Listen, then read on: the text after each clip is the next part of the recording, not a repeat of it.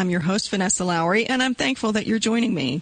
On this show, I talk with artists of various faiths, working in a wide range of mediums, on the common theme of how they use inspiration and creativity as an expression of their spirituality.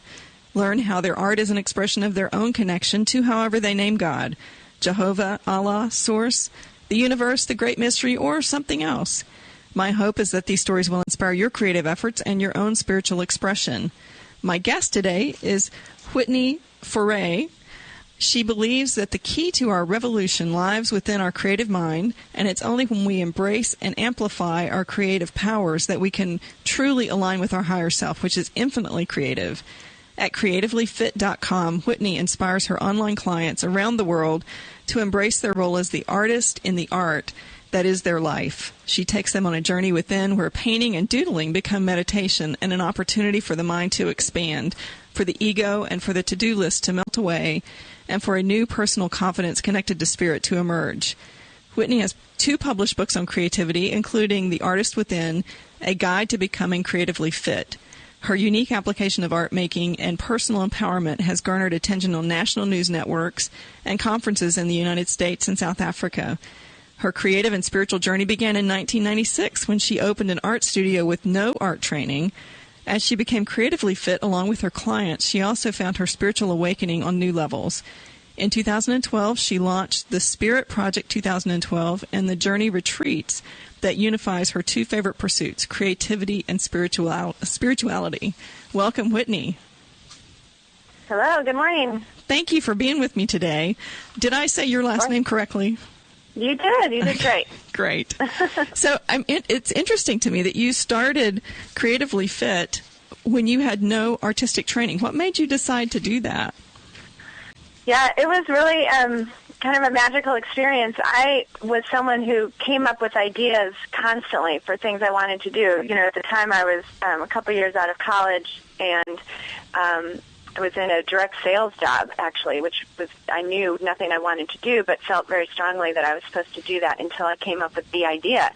And I was reading a book, which is a fabulous book called Zen and the Art of Making a Living by Lawrence Bolt, and he explained very clearly that we all needed to live as artists. And he wasn't talking about painting, but he was talking about taking responsibility for the role we play in creating our lives.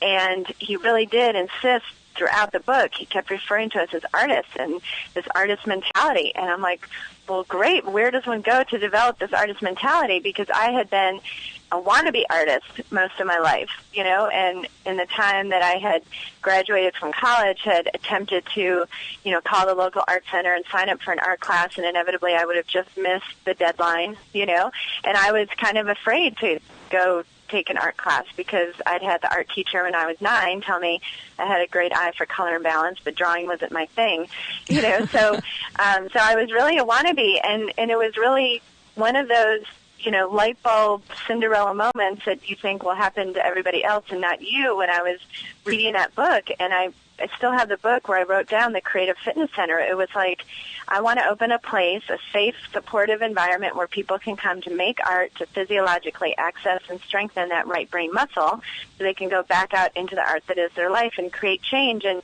there might as well have been a voice from heaven saying, this is what I want you to do. You know, it was so dramatically different energetically than all the other ideas I had had. And I made enough money in the sales job to just quit that and buy an old house and turn it into an art center with no business plan, you know, no art training.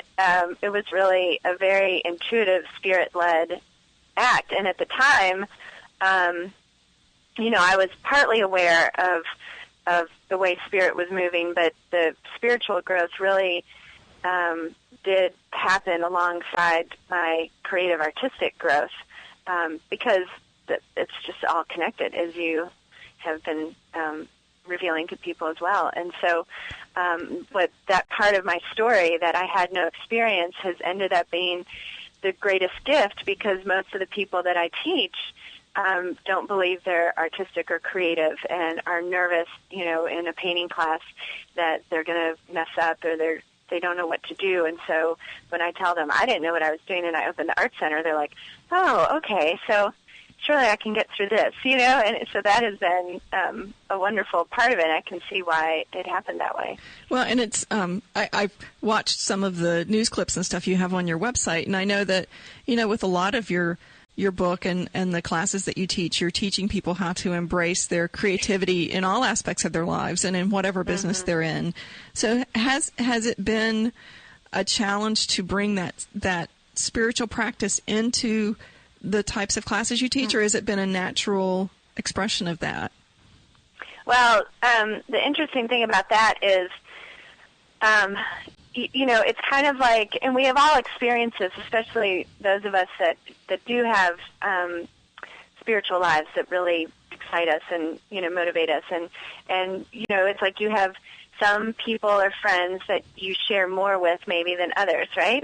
Right. And so I would do that in my classes, or when I was teaching people privately, you'd kind of feel them out and see if this was the audience that was open to that or not. And my approach, if you kind of picture almost like the pyramid shape, the thing that everyone can agree on and that's safe to talk about is the whole left-right hemisphere relationship and how they're created to balance each other perfectly, and that we live in a very left-brain dominated society, and our right brain is weak as a result. But the right brain is what's responsible for learning anything new, which means creating any kind of change. And, of course, in the last several years, we've all been painfully aware of all the change that needs to be created. So I can start there and then talk about how, since your right brain is responsible for new things and new ideas, it's getting it from somewhere else. Like your left brain is the big filing cabinet, and your right brain is what's reaching out into, the subconscious, the universal consciousness, the intuitive mind. So it's like I take them on that path. Sometimes I take them quicker, or right. slower. But that is traditionally where we started. And when my first book came out in 2008, I had an amazing experience meditating at the, I can't remember the name, the meditation gardens in California on the coast there, south of Carlsbad, and it's a yoga center, and I was doing automatic writing in my journal, and the message I got was, just get out of your own way, stop, trying to think about every detail, and just get people into their right brain, and we'll take it from there. And I was like, okay, I can do that. That's easy, And so for the next couple of years, it was, I was very confident in the fact that the spiritual growth is an inevitable part of the creative journey. And so I focused on getting people into, comfortable with and launched on their creative journey and confident that the rest would follow. And then starting in 2010, late 2010, I started getting, how you get all the synchronicities and coincidences and people emailing you and calling you and things popping up. And it was like, okay, now it's time to lead with the spiritual aspect of your work. And I was like, oh, no, I'm pretty comfortable with it on the back burner, and I was able to observe myself being afraid of that, like, wow, look at how afraid I am of this, but while still being afraid, which was a really interesting experience. And I had, heart palpitations, and I was having, physical symptoms of that I knew were saying, okay, come on, like, you've got to do this. And so I started, like, if you look back at my blog post, maybe starting in February, March 2011, I started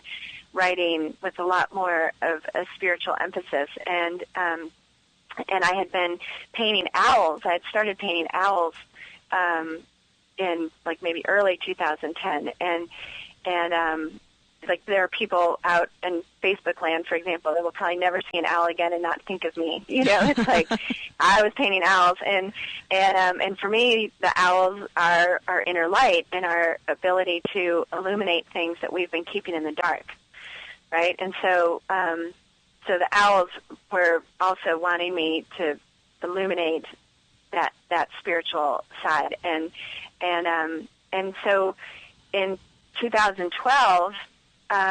Was really, like, the January 2012, the fall of 2011 was all about kind of shoring up my spiritual girders. I started working with a spiritual coach and a shaman, and in January 2012 launched the Spirit Project, which is a just was a real simple vehicle that I wanted to provide for people to capitalize on all the energy around 2012 and really make it a year of spiritual growth. And then the Journey Retreat is kind of like a live in-person version of that. And so I really found my voice in 2012. And my painting has really shifted tremendously in that the painting has really become more of a channel for spirit to communicate, and there's a dialogue. So, there may be animals or symbols that either attract my eye and I paint them and then I figure out what they mean, or I'm, seeing, hawks, or this one Celtic symbol keeps coming up and I paint it and then I see it kind of working in my life. So now it's like having a conversation, and really tuning into and recognizing and honoring the way our spiritual side is communicating with Source, Spirit, God through the colors that we're attracted to and the symbols that we see and are attracted to and the animals that cross our path. But that's all a part of it. And when you paint it, you're capturing that energy.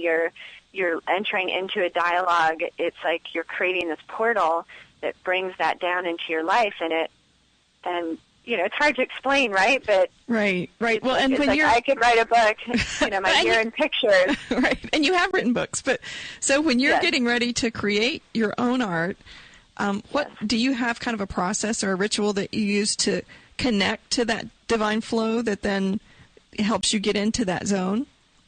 Right. Well, I'm not a structure girl, right? So I don't have like the one thing I do all the time. I have, since the fall of 2011, I have had a pretty regular meditation practice that really helps, and I have, an altar in my studio, and I work, I just have different, crystals and rocks and things that I do believe help kind of raise the vibration of the space where I am and where I'm creating. And I have music that I love to listen to. I love to listen to Gabrielle Roth and different kind of instrumental music like that when I'm painting. So, and really, it's the intention. It's the spirit and the intention and the energy that you bring to the process. And for me, my paintings are really first and foremost there to help me encourage others to paint and create, So I am always, doing a video or snapping the step-by-step pictures and showing people, giving them permission. It's not about being perfect or being this great artist. It's the act of doing this takes you to a different level of awareness and of consciousness, and the more you do it, the more tapped in you get. And then, of course, the more you realize you have to know and right. and there is to explore. But so there's not so much a process as just kind of an energy and an intention around the whole thing that feels like there is a dialogue or a relationship. I'm always thinking of Michelangelo talking about how the statue, the form would appear from within the stone, like it was already there. It's very much that feeling of, instead of coming at it from this is something I am creating, to, what is being revealed to me through this, and respecting the fact, like, why am I painting this, Native American-looking eagle thing, and then a couple days later, it's like, I see. Right. I see why I was doing that, and it's fascinating. It's really fascinating. And this year, in the past, even with my owls, I'd paint them, and I would sell them, or give them as gifts, and selling them online, and I don't have that much artwork typically hanging up in my house of my own. But this year, all these paintings and symbols and images are like, they're a part of me, or they're a part of, I can't really imagine selling them, you know what I mean? So it's a whole different relationship around it that that I've been very grateful to experience yet another layer or level of this whole process. I really think that the art making, which is, I love what you are doing by spotlighting this, is that, you know, our modern Western capitalistic society has created a box around art making that says it's only for people who could make money doing it. Right. And really, as human beings, we have created art longer than we've created almost anything else. You know, before there was money, before there was a written language, there was art. And they made art then to connect to spirit and source. And so, you know, we're rediscovering that now, but it's really the hugest part of our history. We just have to remember this connection, right? And well, and I'd like for us to talk a little bit about doodling. I noticed in your bio that you teach your clients how to doodle and how that can be a meditative practice. And I'm a avid doodler, and a friend of mine last year introduced me into the concept of prayer doodling and using it intentionally as a meditative practice. And it really has made such an impact for me, particularly this year as I've started being more intentional about doing that throughout my week and throughout my month, is having some time to create those meditative types of doodles. Yes. So can you talk a little bit about how you teach people how to do that and what that looks like when you're telling someone what they should do? Right, exactly. So and this has been a really fun thing as well. So I have several different of the creativity workouts in my book are really simple kind of doodle exercises. The first one that has, you know, changed lives, right? Like people are going on and on about the scribble drawing, and it always makes me laugh because of how we typically, you know, like, I just scribble, you know, or kids scribble, and then I have these, you know, like executives scribbling to get insight into things, and I love that. So the scribble drawing is literally like, you know, you put your marker, pen, or pencil, or whatever you have down on the paper, close your eyes, and like 1, 2, 3, go, scribble, stop. Like that quickly, you know, just a big scribble on the paper.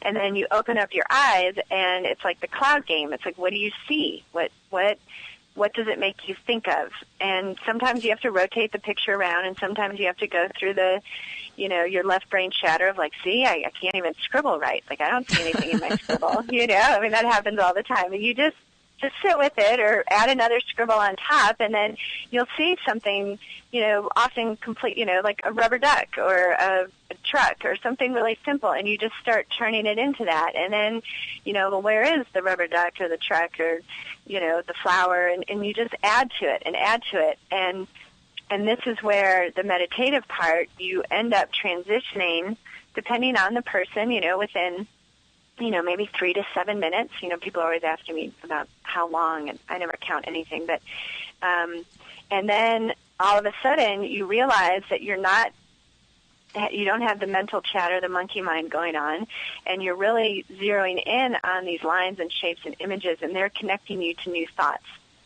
And so as long as you can follow that, you know, it's great.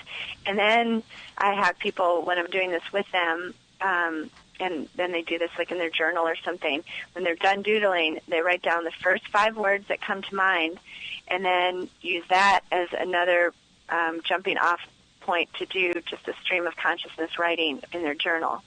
And what they end up getting is a message from their intuitive higher self, spirit, you know, whatever that is for you. And it's very recognizable that it's different kinds of thoughts and ideas than you were having just 5 minutes ago. And they're usually very simple, truthful, clear messages, right? They're not complicated or confusing. And it's usually based on some sort of, you know, kind of universal truth around, you know, love or patience or, you know, things that we know inherently. It's like, okay, I remember this. And so the doodling, the scribble, again, is the portal to kind of quiet our mind and connect to that intuitive spiritual side. And the really fun thing to do as well is to do that same scribble drawing, but do it in a group.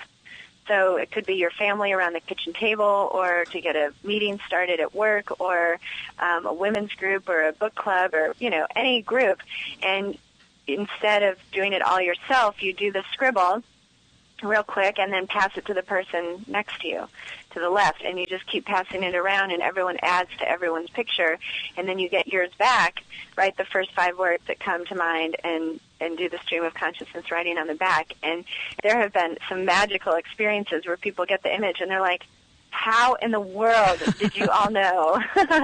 and I've had that with groups of complete strangers where nobody knew anything. And then you can play around with the group of like, okay, let's set the intention. Everybody kind of think to yourself something that you would like insight into, and then everybody else set the intention to really follow your intuition. Whatever comes to mind when you get the paper, draw it, and just trust that it is there for a reason. And that has been amazing. I mean, I had, because I do these all the time in my workshops and things, and I had this character that literally all over the country, this one character kept coming back in my collaborative scribbles. And I'm like, how? It's kind of like this Joker, royal Joker kind of guy with this very kind of, almost disturbing face smile. And it was like, okay.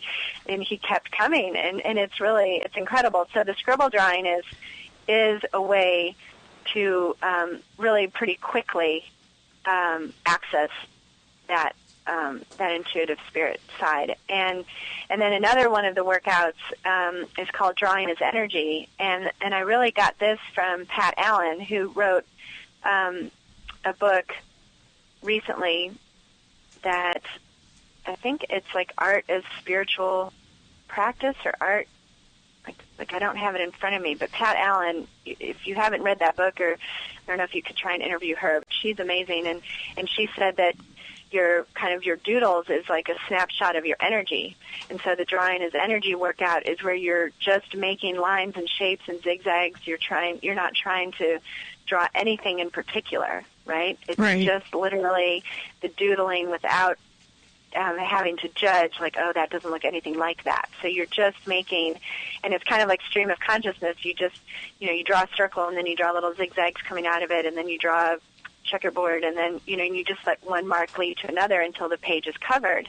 And that, again, creates a shift and detaches your ego mind, because you're not drawing anything that's supposed to look like anything. So it has to disengage, and your right brain hemisphere can connect to that other modality. And that's a really, really simple one. And then I think kind of what you're doing that's evolved in the last couple of years is what I call streaming doodles. Oh, and okay. That's kind of like the Drawing as Energy, but you're actually drawing different objects that may come to mind, and then the words lead to new objects, and so it's like this doodling journey, right? And one image leads to a thought that I write down in words, and then one of those words is something that I draw that leads to another thought. And so it's just kind of following your mind that way, letting your mind go on a non-linear, non-judgmental, intuitive, open-minded, love-based thought process. Right? Well, and it's interesting to me that yesterday when I did my doodle, I live close to a river, and so I took all of my colored pencils and my notebooks and everything and went down to the river and sat at a picnic table by the river and doodled for an hour and a half. And my mind got completely quiet during that time. And it's been a week of a lot of deadlines, and there's been a lot of things going on, and I was feeling really overwhelmed at the beginning of that. And so it was really remarkable to me, and such a good example to me of how clear my mind could get in, just a little bit of time of disengaging and going to that other part of my brain that maybe wasn't getting enough attention. Mm-hmm. Exactly. Yeah, it's I continue to have so many experiences working with others and myself where you just really do, like, you feel like everyone needs to know about this. Like, there's so much stress and anxiety and worry out there, and there's so many challenges, and there is so much change that needs to be created, and it's up to us, and it's all dependent on us accessing new potential within us and awareness and figuring out new ways to collaborate and work together on so many different levels, right? And this modern era that we're living in, with all the complexity and the deadlines and passwords and everything we're juggling, is a very new phenomenon, and it's super busy, right? And our minds are going full throttle. And even the research into like the aging health issues, they really feel like a lot of them are a result of us not spending enough time in the alpha brain waves, which is what you experience by the river, right? I mean, we're not giving ourselves enough downtime. I mean, we're at this point where we feel guilty for just sitting down for a couple minutes, and it's right. like, and I'm an optimist, so I don't believe that we're on this point of no return, and we've just, missed the mark, and we're never going to be able to make it all better. I do believe that we can. It's just going to take us learning how to think and approach our potential and our awareness and what we're capable of differently. And this is where I love, quantum physics coming in and saying, how we create our reality, literally.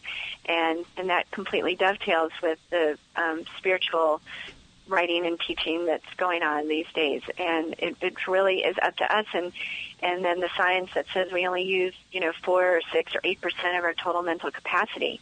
That means that other 96% or 94% exists, right? And so a lot of it is just detaching from this normal pattern of thinking, this normal way of doing things, and figuring out how to create change in how we think and react and how we access information and where we're putting the value, and understanding that our intuition is just as valuable as our logical mind, and that when we bring both to any situation, that's when we're really stepping into our power, and that's what the art making can do for you, right? And so that's right. Anyway, Whitney, we have just a couple minutes. Can you tell our listeners how they can get in touch with you and how they can find out more about the workshops that you do and the books that you've written and that kind of thing?